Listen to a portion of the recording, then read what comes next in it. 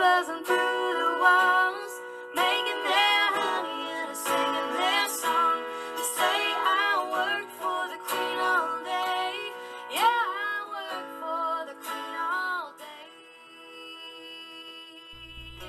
Hello, the Queen Bee's Hive. This is Angela, and we are here doing our first take on this wretched chapter, chapter 26 in the Scuppernongs. Oh my goodness, this chapter. This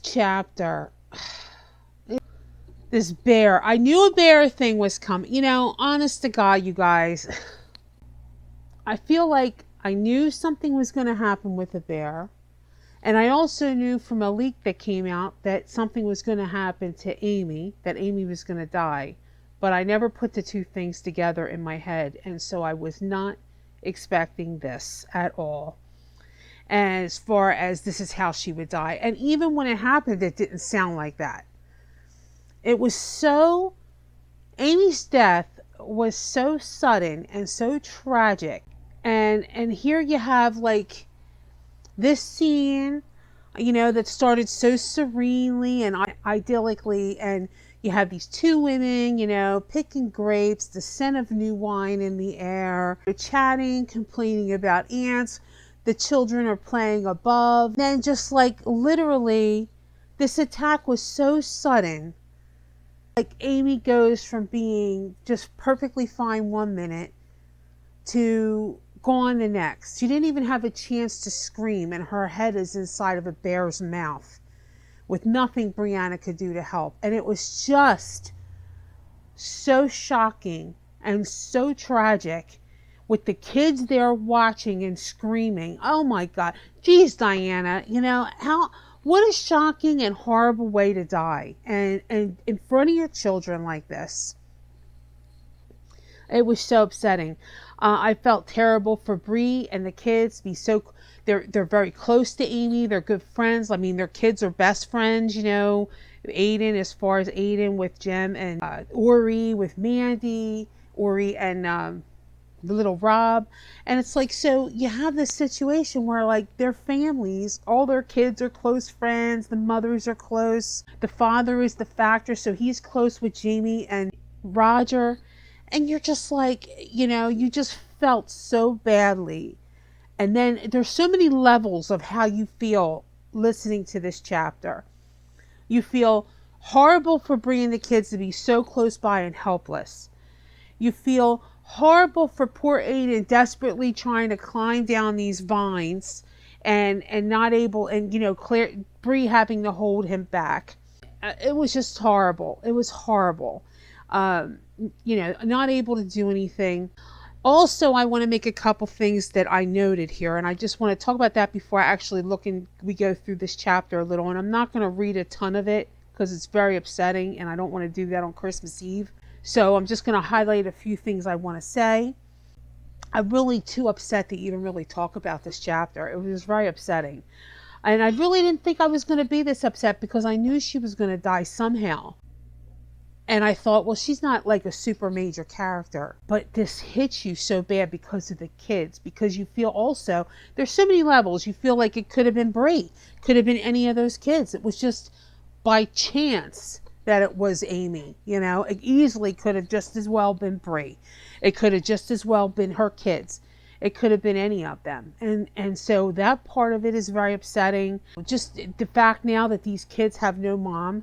You know, they lost their mom. And to have to watch their mother be mauled by a bear in such a graphic way. And then the whole descriptions were so graphic. Speaking of that, this chapter explains what she did with the pig last chapter. That previous chapter, now I understand what she was doing there. Now that I've read this chapter. That chapter was used to kind of bridge the chapter before about Fanny getting her period, and this chapter here with this bear attack, by having this aspect where you have the part with Jermaine getting the proposition with Fanny was leaning into the previous chapter, and the idea of her butchering this pig is leaning into the next chapter, because pigs are used by surgeons to practice on, because their skin and cutting through them is most akin to cutting through human flesh. And so all of that brutal description from the previous chapter of her, the joints being crushed and the saw blade teeth tearing into the flesh and disjoining the head from the body, and all of the different, really, ripping the head off, landing with a thunk, Claire wrestling and using all her strength to skin and disjoint this hog, and then also bringing in Bree's aversion to the whole thing and glad to get away from it because of the gore of it and everything. As all of that was to drive home, well, to be a parallel to what happens in this chapter, and also to drive home the horror and shock that she must have felt at seeing this with her friend. So it's kind of like a bridge. It's a to tie together these chapters, but also to set the mind up to kind of see all this graphic tearing apart of this animal. And so when you see now this bear doing that to Amy, it kind of brings like this visceral edge to it coming in the very next chapter. So I think that was her intention here.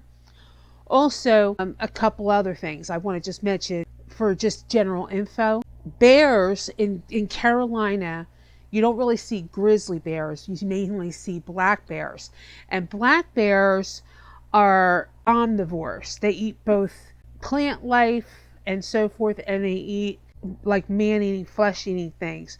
But they are actually more drawn to the sweet things. They're drawn to plants and berries and honey and, things that have a sweetness to them. And when you see poachers and things like that, they bait bears with sweets, not meat. So I think this bear, it wasn't that it went like to try to attack Amy per se. I think it was just there like enjoying its grapes, hidden behind these vines, because these vines are very dense and gnarled and things can kind of be hidden in there. And so I think it was there doing its thing. And when they decided to move further in, it got in its path. And that's when you see them attack. They'll attack if they think somebody is in the way of what they're trying to accomplish, their food source, or if somebody is in their path, or they sense a threat, that's when they'll attack. So as they were moving deeper into the gorge, this bear was probably already there and thought they were being, threatening, and attacked. Once it kind of disabled Amy, it left, because we knew that Bree was then able to go and get Amy and take her back. So the bear did move on before Amy was even really dead. It didn't eat Amy per se. It just basically disabled her and tore her apart to the best of its ability before it moved on. So I think Amy was just in the way. And the bear just moved on back to its grave. In the meantime, we lost Amy. And I also wanted to make mention of the snake references. You saw actually 2 straight on snake references in this chapter, plus like a comparison of the vines to snakes in the way that they're described. So you have basically like almost 3 snake-like references in this little chapter. And the one snake reference comes immediately before this bear attack. And the thing is, that was a little bit of a trick, because I'm kind of now like perking up when I see a snake reference in the passage. So they're there, they're doing the grapes, and they decide to move further in. And Bree yells up to Jem to watch for snakes. And when she did that, I immediately thought, oh God, something's going to happen to one of the kids. My brain went there, but I didn't even have a chance to even think much about it, because while I'm looking there, the actual danger was over here. And you hear woof. And I thought, okay, did she fall? Like, that's what I thought. She did not even have a chance to scream. That's how fast it was. Like, literally, she did not even have a moment to utter a scream. It like basically just knocked her breath out and then just started attacking her head, and that was it. So I kind of, when I heard woof, I thought, oh God, she fell in a hole, she fell in a well, this is probably when something happened to her. And when she said, she turned around and was 10 feet away on the ground with her head in the mouth of a bear, and he was worrying it. I literally just couldn't even believe. I said, oh my God. The imagery in this chapter was just unbelievable. So Amy and Brianna are in this, picking these grapes. Actually, just so you know, FYI on the grapes, is Scuppernongs are native to North Carolina. They are actually considered the fruit of North Carolina, the state fruit, which is kind of cool. They're dealing with ants, and I'm trying to decide what the ants are about in this chapter. It almost feels like maybe they're a warning, because basically the ants were drawn out because of the rain stirred up a lot of the scents of the grapes, and put a lot of the headiness in the air of the grapes that drew the ants to the sweetness, but it also drew the bear, and so it's like they're getting attacked. And she said they weren't like this yesterday. And Amy said, well, that's because it rained. And so it's kind of like a cue, like, okay, this isn't the only thing that the scent, that the sweetening of the air from the rain mixing with the grapes is going to draw. So I'm thinking that's probably what that was about. And they were little ants, but they were still attacking. It's annoying them, and so they decide that they're going to go deeper in. Actually, it's Bree's suggestion, which she's probably going to feel like to blame somewhat. She says, let's move. There are a ton of grapes out here. The ants can't be in all of them. Amy says, I didn't care so much about that, she muttered darkly, but picked up her bucket and followed Brianna a little further into the small gorge. And then here's the first description that I said sounds like very snakish. It said, the rocky wall was thick with muscular vines that clung and writhed up into the sun. So it kind of describes these vines as muscular, that clung and writhed up into the sun. So it sounds very much snakish in the way that it's talked about, because they actually have a danger that they're hiding. Brianna yells up to Jem, we're moving, keep track of Mandy. We find out later that Mandy actually saw the whole thing take place. I think Mandy's going to have a little bit of, it's going to hit her for a while. Anyway, so he yells okay, and we hear they were basically in there playing amongst all these vines and rocks and stuff, treating it like a fort. And then Brianna yells up, watch for snakes. Don't get under the vines up there. And he said, I know. And he waved a stick at her and she smiled, because the stick is like you use it to poke in vines or poke underneath the things where a snake might be, to just check. And so she smiled to herself because he remembered to do that. And goes to pick up her buckets. And I'm thinking, when I saw that, I said, oh God, don't tell me something's going to happen to the kids. Because I saw the snake reference. And before I even had a chance to finish the thought, you read, Amy made a sudden hoof of startlement, and Brianna turned. Amy wasn't there. Note the short sentence there. Amy wasn't there. The grapevine swayed against the cliff face, and she saw a dark splash on the rock. And she said, what? And you're thinking, what the heck happened? And I at this point thought she fell off the cliff, or in a crevice, or in a well, or in a hole, or something like that. And maybe that's how. Then I remembered she's supposed to die, so I thought, oh, this must be how she dies. She falls in a hole or something, or off the cliff. And then she turns around, picks up her bucket, and it says, a flash of white, Amy's petticoat. She lay on the ground 10 feet away. There was blood on her clothes, and a bear had her head in its mouth, making low gargling noise as it worried at her. And it's stunning. I mean, it's literally stunning. It really is. So Brianna flings her bucket at it. The grapes go flying everywhere, over Amy, over the bear. And then this is also very chilling. The bear looked up, basically stopped eating Amy's head, The bear looked up, blood on its teeth, and growled. And Brianna was scrambling up through the vines, shrieking at the children to get back, get away, run. And I mean, can you imagine? She throws this bucket and the bear looks up and growls at her and has his face all filled with blood in his teeth.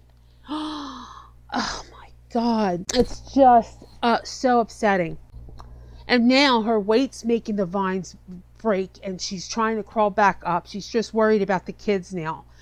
And Jem and Jermaine are leaning over trying to help her. And she's yelling them to get back. And then once she hears mama, mama. And that freaks her out to hear mama, mama. Because she knows like this is these kids' mother. And so she gets up there, she's bleeding, she's all messed up. She gets to the top, she's trying to get all the kids together. She's counting the kids. She has Jem, Mandy, Jermaine, Ori, Little Rob, and she realizes Aiden is missing.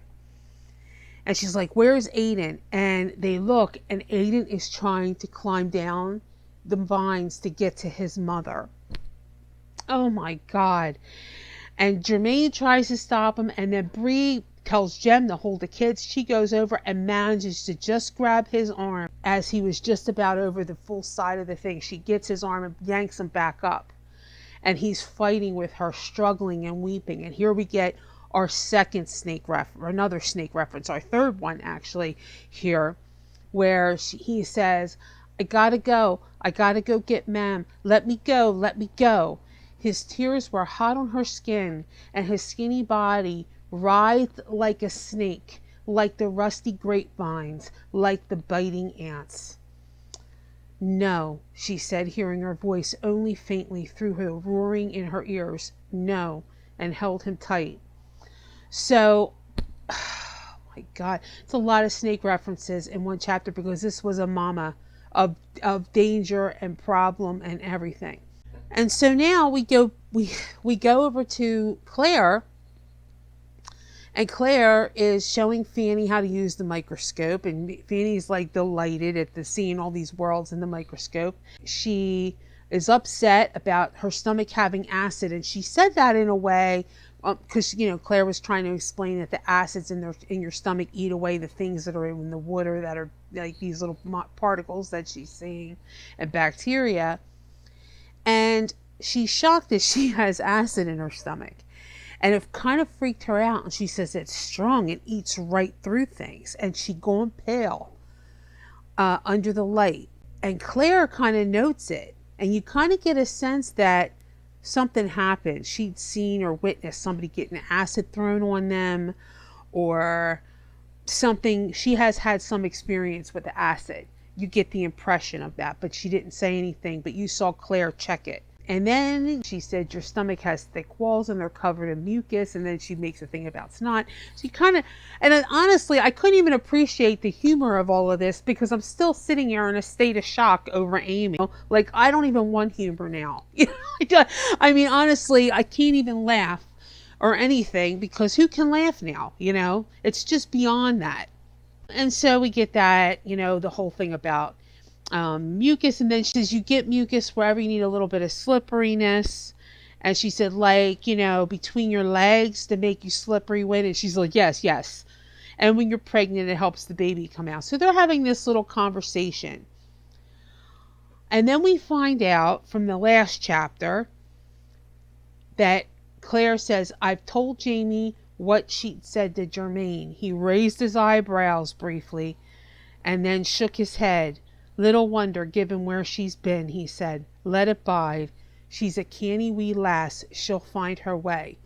So, I don't know. I kind of think that what happened, a little gentle word would not have come amiss just to say, look, we get, you don't really know any different, but that's, not appropriate in this situation. We understand. Like, not to make her feel bad, but to kind of say, like, it's not okay to do that, I would have said something. But anyway, all of a sudden, Jem comes running into the surgery. He's wild-eyed, wild-faced, and he says, Mrs. Higgins, she got killed by a bear. Ma'am's bringing her. And at first, Claire tries to correct his grammar and says killed. And then she says, what? And she's freaking out. And so she could hear voices in the distance, and she grabs her emergency kit and she goes to see what was happening. And apparently Brianna had carried Amy part of the way, but then saw Jamie. Jamie was carrying her the rest of the way. Brianna is stumbling behind him, moving like a drunk, all three covered in blood. She said, "Oh, Jesus." And she ran up the hill to meet them. And Bree's trying to explain what happened. Jamie's asking sharp questions to narrow down where she was and all of that kind of stuff. He squatted, put Amy down. And it's just, the kids are there, all crying and wailing. And as Brianna's trying to talk, I mean, it's so horrific with the kids seeing this, that makes it another whole level of horror. And then we get the description of how she is. And I'm not even going to get into it, but it's horrible. Her eye is popped out, her half of her skin's missing on her face, down to like the jawbone showing, and all kinds of horrific things going on. Her shoulder and arms are crushed.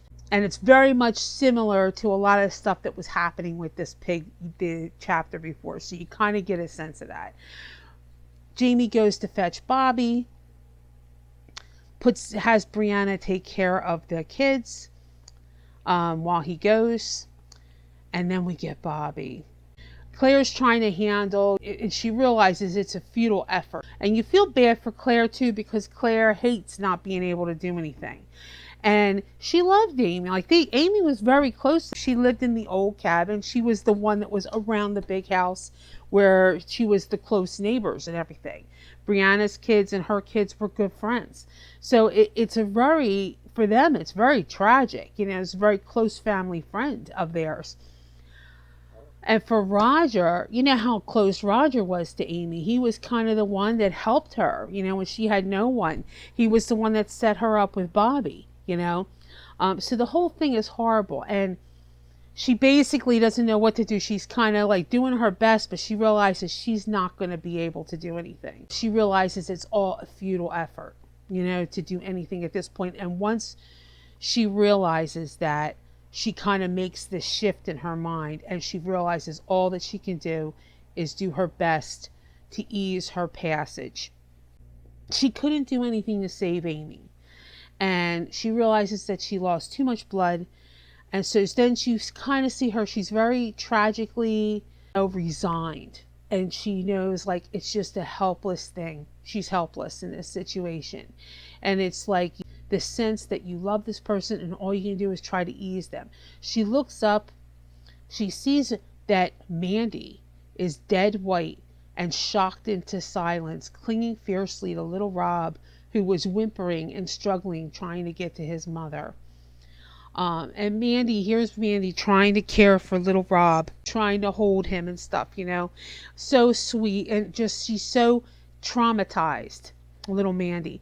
And then you get a sense that Bree has to be thinking, that her and Roger came to the Ridge for sanctuary. And this is not sanctuary. I mean, here she is in this situation where they have the war now about to come into the backcountry and affect them. Now look at this. They're just out there picking grapes. And boom. Just like that. And the thing is, the tragic thing of it is, it could have just as easily been Bree. It could have just as easily been any one of those kids. It just happened to be Amy. It could have just been that it was Bree instead of Amy, easily. And that's going to be running through Roger's mind. It's going to be running through all of their minds. Jamie, Claire, they have to know, this could be Bree laying here. And so it's really horrific. And so then she raises a hand in the air, and this is Roger. Roger was just amazing in this whole part as well. His one hand rose in the air, searching vainly for something to hold on to. Roger ran across the grass, fell to his knees on the other side of her body, and grasped the drifting hand. "Amy," he said, short of breath. "Amy, Bobby's coming. I hear him. He's almost here." Her eyelid lifted, shivered shut against the open light, opened cautiously just a crack. And then she could hear the shrieks of her children. Mommy, mama, ma'am. And her ruined mouth twitched and fell open, struggling to answer with them. And so Bree's trying to hold the kids back, and the blood wasn't spurting anymore. And you hear Bobby come running. Oh, so sad. Bobby comes running up. He's screaming, Amy, Amy. He runs up to her, wild-eyed. Roger gets his hand, puts Amy's hand in it, and he's crying and, no, don't go, don't go. And Roger realizes she's like going to die. There's no saving her. And he just says, Jesus, oh God. And he looks at Claire and reads her face immediately, and then tells Bree to bring the kids. And Bree doesn't want to bring the kids. Bree doesn't think that they should see their mother like this as their last, like dead look at their mother like that. And now Roger gets, bring them now. And so she goes like it kind of shocks her into action, and Aiden dashes over, falls onto the ground next to Bobby. He's clinging to him, sobbing. Amy was part of his calling for Roger. It was during him ministering to Amy when he really realized that he was meant to be a minister. And this has to be hitting him so hard to know that this could have been Bree or his kids laying there. It's got to be like this shocking thing. And so, what do you think do you think it was the right choice that the kids came over to see their mother in this time? What do you think? Do you think that they should have their last view of their mother like the way she was, so mangled like that? Or do you think it was more important that they did get that last goodbye to her and I think Roger was doing it more for her. So he gets the little boys, he holds them in his arms close to their mother, Roger does, and he says, Amy, your sons are with you. And Bobby, he hesitated looking at me, but at my nod, he let go of Ori and laid his hand gently on her chest. Lord God, be merciful to us, he whispered. Be merciful. Hold her in the palm of thy hand. Keep her always in the hearts of her children.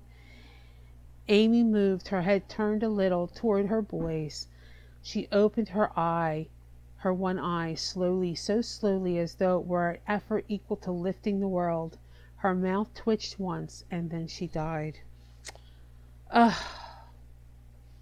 It's just tragic. It was awful. I hate to do this chapter on Christmas Eve.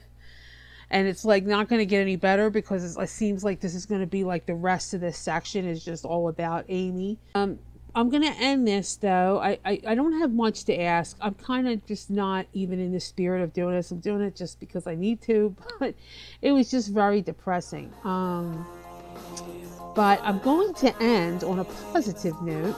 We are going to talk about our next spotlight thing. Today we have another one of our lovely lasses over the pond, a wonderful and supportive friend who always steps up when a call goes out for help. And I am talking about the caring, wonderful, kind Liz Vidler from Chester, England, who is one of our very top tier Craig Nadoon patrons. Liz is married with 2 sons and has worked for a long time as a payroll supervisor. But she isn't only all about the numbers, because she loves those big Diana books with all the fluff and has been a fan for quite some time. Thank you so much, Liz, for your constant and continued support to make all we're doing in the Beehive and the Queen Bee's Hive possible. And thank you for being a lovely and faithful friend. I'm praying that you and your family have a very lovely Christmas. So that's all. I'm going to be back very shortly with Cover Her Face. But for now, have a very lovely Christmas, everyone.